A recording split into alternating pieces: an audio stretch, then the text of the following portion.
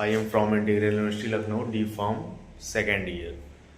तो दोस्तों, जैसा कि हम आपको बता दें कि हम डी फार्म सेकेंड ईयर के स्टूडेंट हैं और हमने इंटीग्रल यूनिवर्सिटी में एडमिशन लिया था। तो हमारा इस समय बीतते सेकेंड ईयर आ गया, तो हम आपको एक भी वीडियो बना नहीं पाए।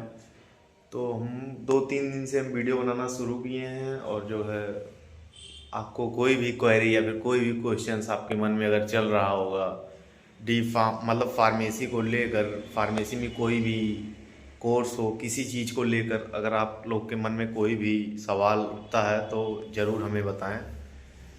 जो है कमेंट करें या फिर मेरा कांटेक्ट नंबर ले सकते हैं, आप लोग उससे बात कर सकते हैं। कोई भी any query and any questions जो आप लोग के माइंड में चल रहा हो कि डी फार्म करें या बी फार्म करें या फिर कौन सा कोर्स करें, फार्मेसी में क्या स्कोप है, इसमें क्या मतलब बी फार्मा होता है, डी फार्मा होता है, फार्म डी होता है, ये सब में क्या कोर्स है, क्या ये मतलब क्या कोर्स कहाँ पे कौन सा अवेलेबल है या नहीं है, और स्कोप क्या है इसमें, हम सब कुछ आपको लोग को इन्फॉर्मेशन दे सकते हैं। तो आप लोग को किस में एडमिशन लेना चाहिए, किस यूनिवर्सिटी कौन सी बढ़िया है, कौन सा बढ़िया रेटिंग की यूनिवर्सिटी है, फैसिलिटीज़ अच्छी है, लैब होती है या नहीं होती है, इसमें इंस्ट्रूमेंट हैं या नहीं, अवेलेबल हैं या नहीं, ये सब हम आपको जानकारी दे सकते हैं किसी भी कोर्स को लेकर, मतलब फार्मेसी से रिलेटेड, क्योंकि हमने फार्मेसी जो है कर रहे हैं। तो मतलब जो कुछ मतलब करके जानकारी होती है वो आपको ऐसे ही नहीं जानकारी हो पाएगी। तो इस समय हमारा सेकेंड ईयर चल रहा था, तो आज हमको हमारे टीचर्स जो है लेक्चरर आज हमको असाइनमेंट्स का वर्क दिए थे, जो कि असाइनमेंट जो है हॉस्पिटल एंड फार्मेसी के सब्जेक्ट का है। हॉस्पिटल एंड फार्मेसी सब्जेक्ट का जो है असाइनमेंट था, तो उस असाइनमेंट्स को हम कंप्लीट करने में लगे हुए हैं। तो हमारा सेकेंड ईयर में 5 सब्जेक्ट होता है और एक एडिशनल सब्जेक्ट हम लोग का लॉ एंड इथिक्स।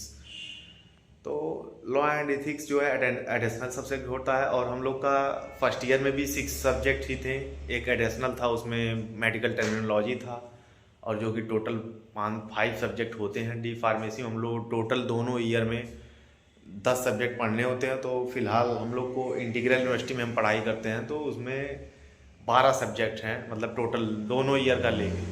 तो अब कि हमारा सेकेंड ईयर चल रहा था, ये हम असाइनमेंट्स का काम कर रहे थे, ज़ोर शोर से तैयारी चल रही है असाइनमेंट्स की, कहाँ क्योंकि हम लोग का सेशनल सेकेंड आने वाला है 13 फरवरी टू 18 फरवरी तक 2026।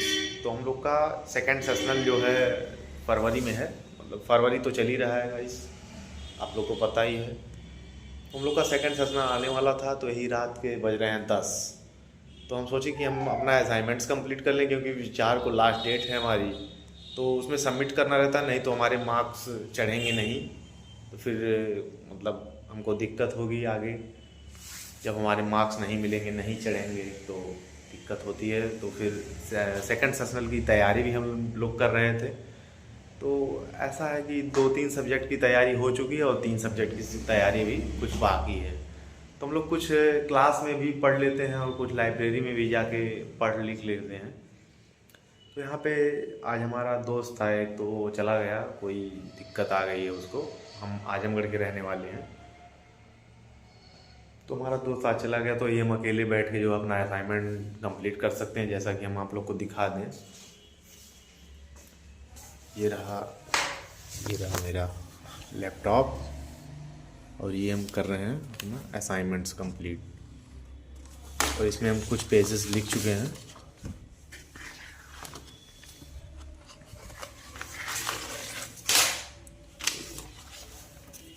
ये देखिए गाइस, कुछ पेज हम लोग को लिख चुके हैं। यहाँ पे देखिए इंट्रोडक्शन पे एंटी माइक्रोबियल रेजिस्टेंस पे हमारा असाइनमेंट्स मिला था। तो यहाँ पे देखिए कुछ हम डायग्राम भी लगा चुके हैं। तो यही हमारा असाइनमेंट था, देख सकते हैं आप, डिप्लोमा इन फार्मेसी।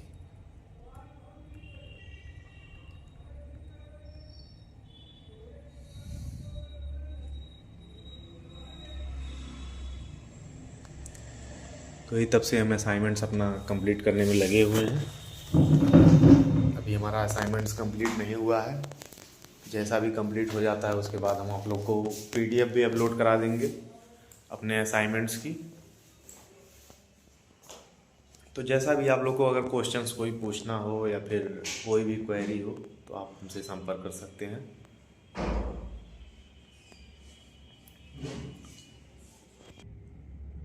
तो दोस्तों किसी भी तरह का क्वेरी या फिर कोई भी क्वेश्चंस हमसे अगर रिलेटेड पूछना हो तो हमको कमेंट कर सकते हैं। और जो है मतलब काफ़ी स्टूडेंट लाइफ जो होती है वो तो काफ़ी स्ट्रगल की लाइफ होती ही है दोस्तों। रात रात में मेहनत करना पड़ता है छोटे छोटे मार्क्स के लिए। मतलब कंपटीशन एक बन जाता है क्लास में कि हम इनसे ज़्यादा आएँ इनसे ज़्यादा लाएँ।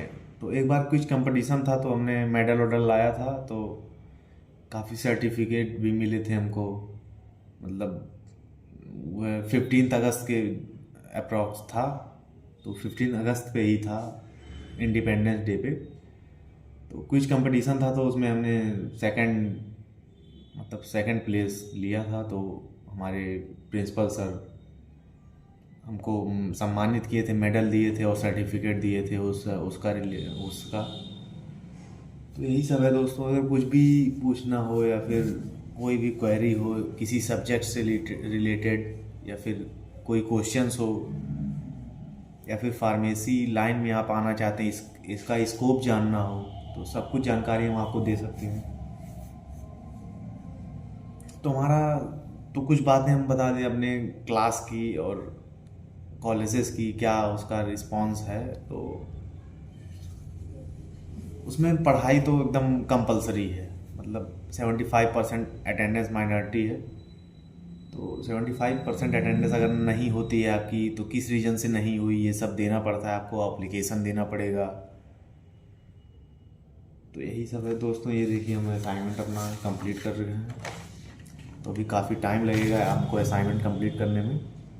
ये इंट्रोडक्शन से लेके ये देखिए वो भी मतलब लगाना पड़ता है, सब कुछ समझाने के लिए, टीचर्स को एक्सप्लेन करने के लिए लगाना पड़ता है। तो यही सब है दोस्तों। फिर जैसा भी होगा, जैसा भी आप लोग कमेंट करेंगे या फिर जैसा भी आप लोग कहेंगे, तो फिर हम आगे वीडियो बनाने का प्रयास करेंगे। बिल्कुल आप लोग समझाने का प्रयास करेंगे। आपसे हम कांटेक्ट भी डायरेक्टली कर सकते हैं, फेस टू फेस भी इंटरेक्शन कर सकते हैं आपसे, कहीं भी अगर आप हमारे पास के हों। हम लखनऊ में रहते हैं, तो अगर आपके पास में अगर मिलने लायक है तो मिल भी सकते हैं। आपको सब कुछ फेस टू फेस बता सकते हैं, एक्सप्लेन कर सकते हैं क्या है, कैसे है, कैसे नहीं होगा, ये नहीं होगा, जो भी होगा हम आपको बताएंगे। दोस्तों यही हम अपना असाइनमेंट अब थोड़ा कंप्लीट कर लें, फिर आप लोग को दिखाते हैं कौन कौन सा असाइनमेंट। इसमें हम हॉस्पिटल एंड क्लिनिकल फार्मेसी का असाइनमेंट कंप्लीट कर रहे हैं। और जो है हम 2 सब्जेक्ट का असाइनमेंट दे चुके हैं सेकेंड। वो है बायोकेमिस्ट्री और कम्युनिटी फार्मेसी एंड मैनेजमेंट, जो कि सेकेंड ईयर की सब्जेक्ट्स हैं। इनका हम असाइनमेंट बना के दे चुके हैं और काफ़ी अच्छा मार्क्स भी हमको मिला। एक में 10 आउट ऑफ 7 मिला है, एक में 5 आउट ऑफ 4। मतलब अच्छे मार्क्स हैं कहे जाए तो, लेकिन और भी हम कोशिश कर रहे हैं लाने की, इससे काम नहीं चलेगा। तो मतलब संघर्ष रहेगा जारी, फिर अगली है तैयारी दोस्तों। तो हमें ये असाइनमेंट कंप्लीट कर रहे थे, थोड़ा सा भटक गए तो अपनी टॉपिक हम खोज रहे हैं। टॉपिक मिलते ही लिखना शुरू कर देंगे।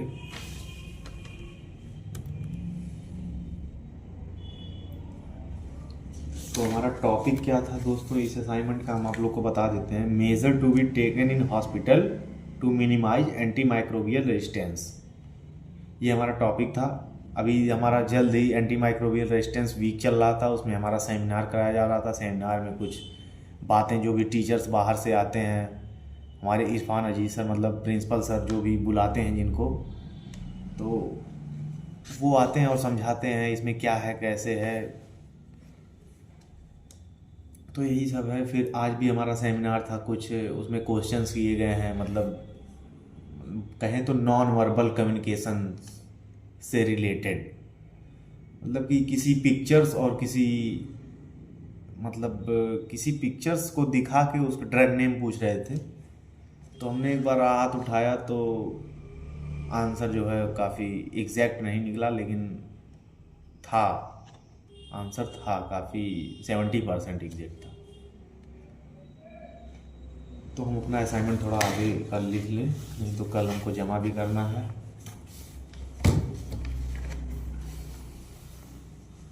तो ये देखिए हम असाइनमेंट्स के ये भी पिक्चर्स भी लगाते हैं। ये पिक्चर्स हैं हमारे असाइनमेंट की, ये पिक्चर्स हैं। और ये देखिए ये सब दोनों पिक्चर्स हैं। और एक हम लगा चुके हैं एंटीबायोटिक का पिक्चर्स लगा चुके हैं। और ये हम अभी लगाना बाकी है, इसको अभी आगे लिखेंगे। Infection prevention and control IPC practice. तो फिर इसमें का ये पिक्चर्स लगाएंगे आईपीसी वाला। फिर ये डॉक्टर का पेशेंट से जो इंटरेक्शन है फिर उसको लगाएंगे। फिर उसके बारे में एक्सप्लेन करेंगे, उसमें क्या क्या लिखना है हमको, क्या नहीं लिखना है, कैसे करना है। फिर उसको हम कंप्लीट करके ही फिर आगे बढ़ेंगे।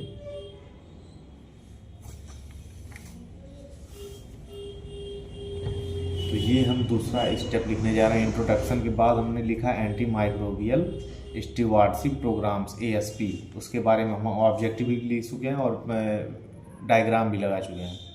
और फिर हमको आगे का करना है infection prevention and control IPC practice. इस पर हम करके फिर आगे बढ़ेंगे। ऑब्जेक्टिव इसका लगा के फिर TB HIV ये सब जो होता है उसको हम लोग लिखेंगे, सब कुछ लिखेंगे। उसके बाद हम लोग आगे बढ़ेंगे।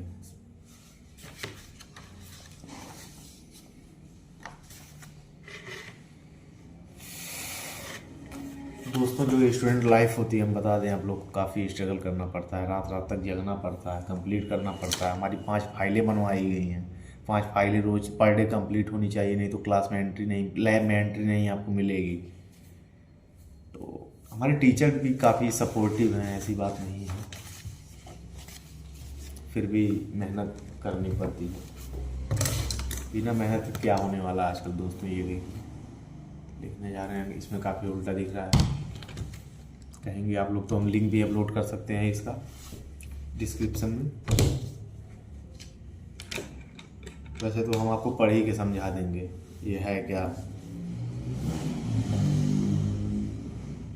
तो ये हेडिंग लिखने जा रहे हैं, infection prevention and control IPC practice.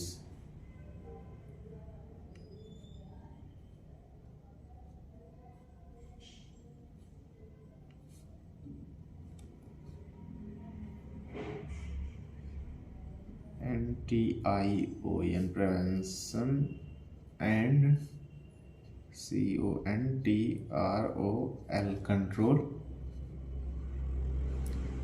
IPC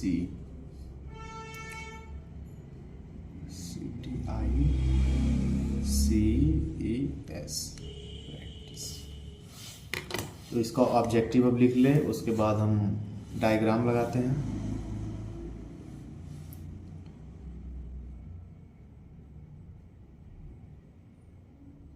objective जो है इसका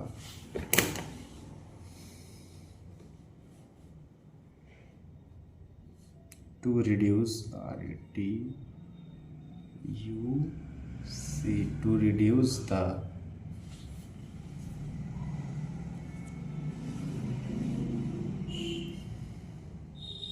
अभी तो दोस्तों हम फ़ोन से ही रिकॉर्ड कर रहे हैं, क्योंकि हमारे पास कैमरा अवेलेबल नहीं है। कैमरा कुछ दिन में ले लेंगे, अगर हमारा जो है चैनल आगे तक गया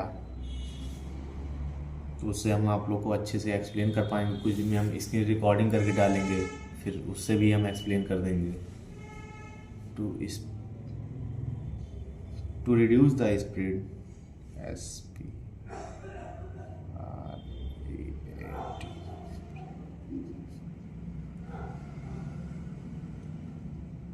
SPREAD resistant pathogens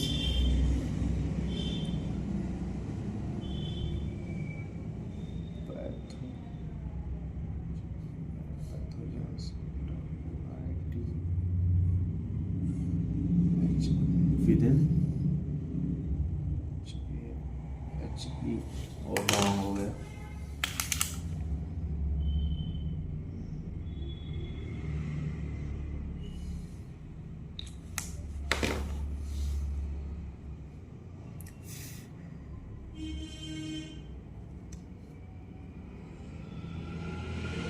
health care SETTING setting.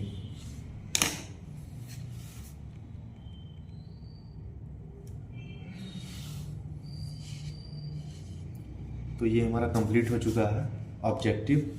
उसके बाद हम की मेजर्स लिखेंगे हैंड हाइजीन के बारे में, मतलब हैंड हाइजीन के बारे में लिखेंगे। उसके बाद हम पर्सनल प्रोटेक्टिव इक्विपमेंट PPE के बारे में लिखेंगे। फिर उसके बाद आइसोलेशन प्रिकॉशन इसके बारे में लिखेंगे। इन्वायरमेंटल क्लीनिंग के बारे में लिखेंगे। फिर मॉनिटरिंग एंड सर्विलांस के बारे में लिखेंगे। तो इतना लिखते हुए फिर हम आगे बढ़ेंगे पेशेंट एजुकेशन एंड अवेयरनेस के बारे में लिखेंगे। इसका ऑब्जेक्टिव लिखते हुए फिगर जो है हमारा डायग्राम को लगाते हुए फिर आगे बढ़ेंगे। फिर उसके की मेजर्स के बारे में लिखेंगे। एजुकेट पेशेंट, मतलब पेशेंट को एजुकेट कैसे करेंगे। फिर अवॉइड सेल्फ मेडिकेशन लेना कैसे, ये अवॉइड करेंगे हम पेशेंट्स को। प्रमोट वैक्सीनेशन को प्रमोट करेंगे, उसके बारे में लिखेंगे। कोलैबोरेटिंग, फिर उसके बाद हम अगले हेडिंग पे आएंगे तो कोलैबोरेटिंग विद एक्सटर्नल एजेंसीज, उसका ऑब्जेक्टिव लिखेंगे। ऑब्जेक्टिव उसका लिखते हुए फिर की measures work in national programme में हम वर्क कैसे करेंगे ये हम लिखेंगे, उसके बारे में। Action plan AMR action plan, उसका ग्लोबल रिपोर्टिंग के बारे में लिखेंगे।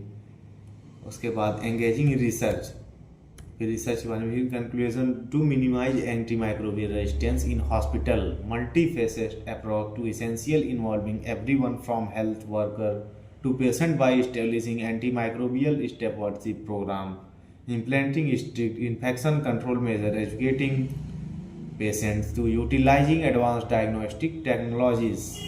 Hospitals can play significant role preventing to spread AMR, antimicrobial resistance. AMR का मतलब होता है antimicrobial resistance. These steps will not be preserve the efficacy of current antimicrobial agents, but also protect public health in long term. फिर जो assignments जब बनाया जाता है तो इंट्रोडक्शन लिख के, उसके बाद जो भी टॉपिक होती है उसका डिटेल लिख के, उसके बाद टाइप्स के बारे में, जो भी अगर टाइप्स है तो टाइप्स के बारे में लिखेंगे। फिर उसका जो है ये रूल होता है कंक्लूज़न के बारे में, उसका कंक्लूज़न लिखेंगे उस टॉपिक का। फिर कंक्लूज़न के बाद रेफरेंस डाला जाता है, ताकि रेफरेंस का मतलब ये है, रेफरेंस डाला जाता है कि ये आपने लिखा कहाँ से, ये आप लिखा कहाँ से। ये ऑनलाइन तो मतलब बहुत बच्चे रहते हैं चैट जीपीटी का भी यूज़ कर लेते हैं। तो मतलब चैट जीपीटी का यूज़ करने, मतलब जैसे बुक से ढूंढने के बाद तो कुछ बात और रहती है, जैसा कि आप लोग को भी पता होगा। बुक से ढूंढने के बाद की बात, मतलब जैसे ये होता है कि किस पेज पे है, कौन सी बुक है। बहुत बच्चे हमारे क्लास में ऐसे हैं कि वो अभी सब्जेक्ट का नाम नहीं जानते हैं, सब्जेक्ट कोड क्या है उनका ये भी नहीं जानते हैं। मतलब हर सब्जेक्ट का अलग अलग कोड होता है। जैसे ER 2025T हमारा हॉस्पिटल एंड क्लिनिकल फार्मेसी के थ्योरी का है। ER 2025P जो होगा वो प्रैक्टिकल का होगा। तो बहुत बच्चे हैं ऐसे कि नहीं जानते हैं, तो मतलब इसलिए ये रेफरेंस कोड डालना मतलब कंपलसरी होता है। तो रेफरेंस मतलब किसी अगर वेबसाइट से लिखें तो वो वेबसाइट वाला नहीं मान्य होगा। वेबसाइट बुक में डालना, और पेज नंबर, कौन सा पेज नंबर है उस पर अभी हम आपको लास्ट में मतलब दिखा देंगे कि कैसे क्या है। पेज नंबर भी उस पर डालना होता है। पिछला असाइनमेंट हमने बनाया था वो तो हम सबमिट कर चुके हैं अपने टीचर्स के पास, नहीं तो हम आप लोग को दिखाते हैं।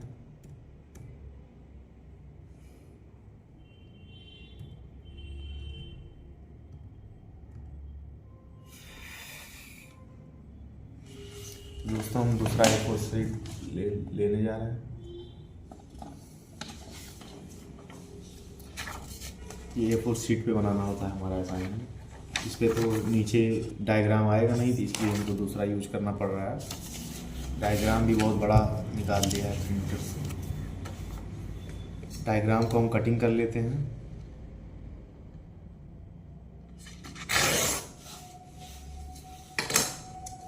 ये रहा हमारा डायग्राम।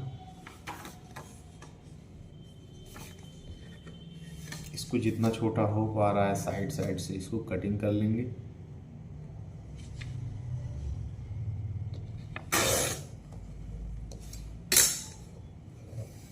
ये देखिए हमारा साइज में आ गया है। इसके बाद हम इसको आगे लगाते हुए फिर आगे का टॉपिक की मेजर्स लिखेंगे। इसमें की मेजर्स में आते हैं हैंड हाइजीन, जो अभी हमको पिछले बार मतलब कुछ टाइम पहले हम आपको बताए हैं। अभी हम ये भी पढ़ के एक्सप्लेन कर दे रहे हैं हैंड हाइजीन के बारे में। और जो ये हो गया हमारा पर्सनल प्रोटेक्टिव इक्विपमेंट, जैसे पर्सनल प्रोटेक्ट मतलब पीपीई पर्सनल प्रोटेक्ट, जैसे इसमें मास्क भी आएगा, ग्लव्स भी आएगा, मतलब मास्क, ग्लव्स, गाउन्स, मतलब इन्फेक्शंस और वायरस से बचने के लिए जो पर्सनल प्रोटेक्टिव के लिए मतलब डेली लाइफ में यूज़ किए जाने वाला जो जो इक्विपमेंट है उसी के बारे में इसमें लिखना है। तो अभी हम आपको पढ़ के बता दे रहे हैं। अपना ये पहले डायग्राम लगा लें।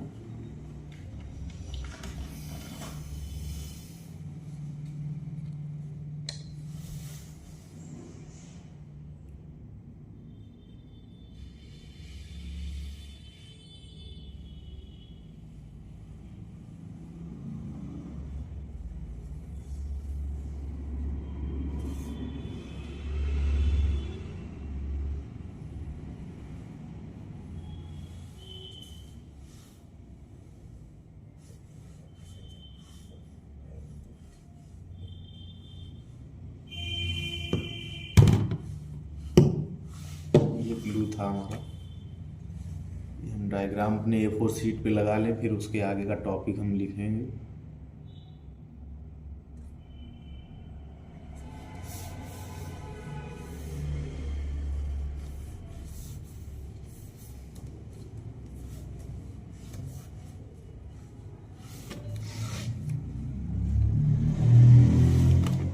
तो हम की मेजर्स के बारे में लिखने जा रहे हैं। पहला हमारा मतलब हेडिंग है की मेजर्स में hand hygiene.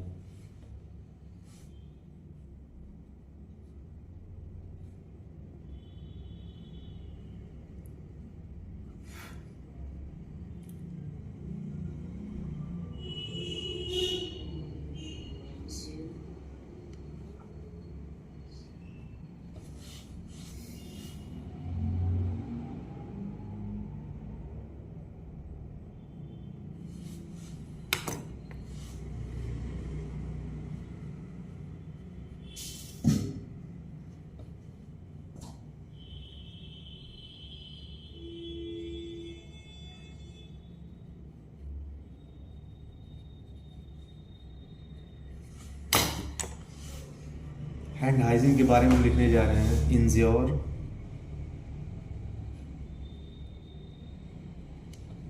Ensure strict adherence to hand hygiene.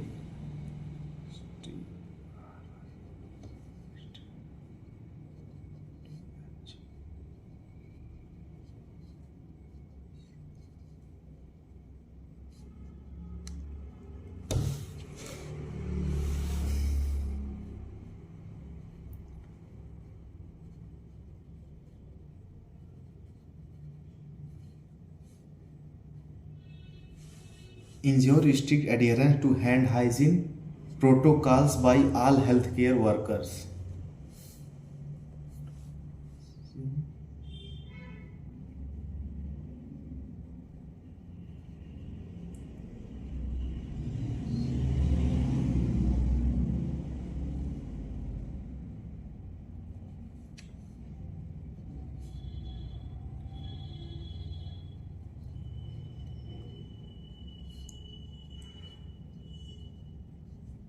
जैसा कि बता दें हम आपको, मेरी जो है मतलब लिखने की जो थोड़ा स्लोली है, मतलब स्लो थोड़ा लिखते हैं, तो इसलिए थोड़ा आगे का नहीं पढ़ पा रहे हैं।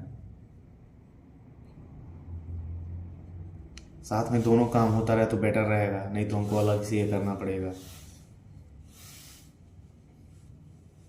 Ensure strict adherence hand hygiene protocols by health care workers, provide hand sanitiser की location to encourage proper hand washing. मतलब हैंड हाइजीन का मतलब है अपने हाथ की सुरक्षा।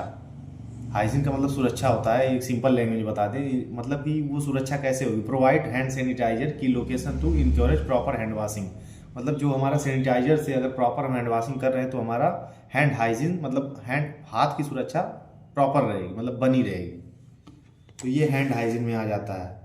मतलब इसमें इक्विपमेंट की बात करें, मतलब अगर पीपी, मान लीजिए पीपी अभी नहीं लिखे हैं, तो अगर इक्विपमेंट की बात करें तो उसमें सैनिटाइजर आ जाता है, उसमें हमारा उससे हैंड हाइजीन मतलब बना रहेगा। workers provide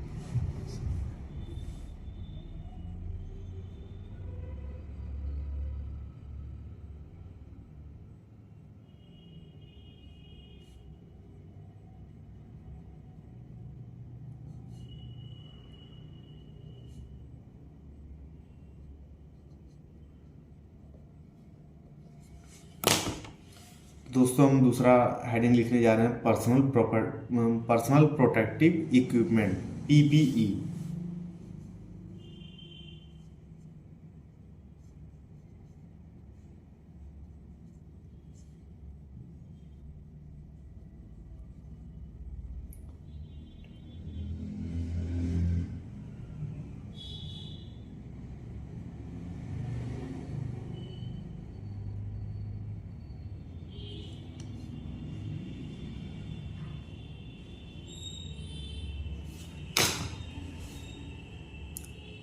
तो इसका भी हेडिंग हमें एक्सप्लेन कर दे रहे हैं। पर्सनल प्रोटेक्टिव इक्विपमेंट की पीपीई की use appropriate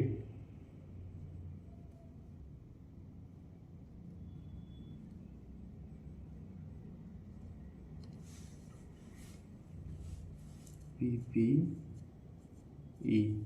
personal protective equipment gloves gloves gloves GOWNS gowns and masks।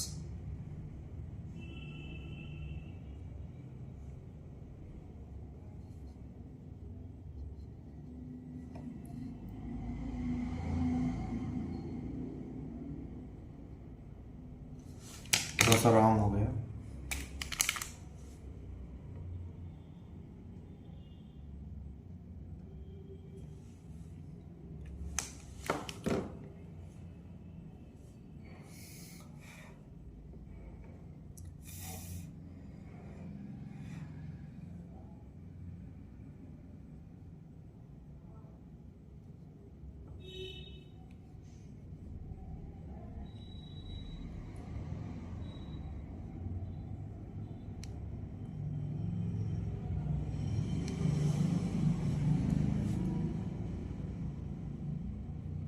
with known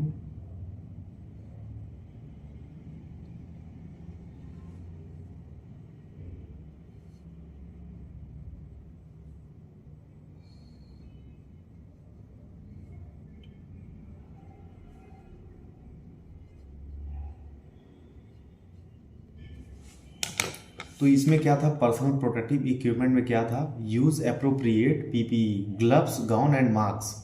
हमको ग्लव्स और गाउन और मास्क का यूज़ करना है। We caring a patient with known suspected infection, मतलब पेशेंट की केयर करते समय हमको ग्लव्स और मास्क और गाउन्स का यूजेस करना, ताकि मतलब उसके सिम्टम्स हमारे अंदर ना आ पाए। मतलब इसमें हेडिंग क्या थी, हेडिंग को समझ सकते हैं आप। हेडिंग अगर हेडिंग आप समझ लिए तो मान लीजिए उसमें का सब कुछ डीपली लिख सकते हैं। मतलब चाहे एग्ज़ाम हुआ, चाहे आपको कोई मतलब टीचिंग करना हो या फिर किसी चीज़ की तैयारी करना हो। इसमें लिखा था पर्सनल प्रोटेक्टिव इक्विपमेंट, मतलब पर्सनल स्वयं को प्रोटेक्टिव इक्विपमेंट क्या क्या आते हैं, मतलब use appropriate PPE gloves gown when caring the patient with known और सस्पेक्टिव इन्फेक्शन। तो थैंक यू दोस्तों। हम जो है आप लोग कमेंट कीजिए, हम अगली वीडियो में आपको मिलते हैं। तो हम आपको प्रॉपर हर एक टॉपिक का वीडियो अपलोड करेंगे। अभी तो ये हमारा फर्स्ट टाइम है, तो वीडियो अपलोड करेंगे और आपको हम डीपली मतलब सब कुछ समझाएंगे, हर एक हेडिंग एक्सप्लेन करेंगे। Thank you. तो मिलते हैं नेक्स्ट वीडियो में। Okay, thank you.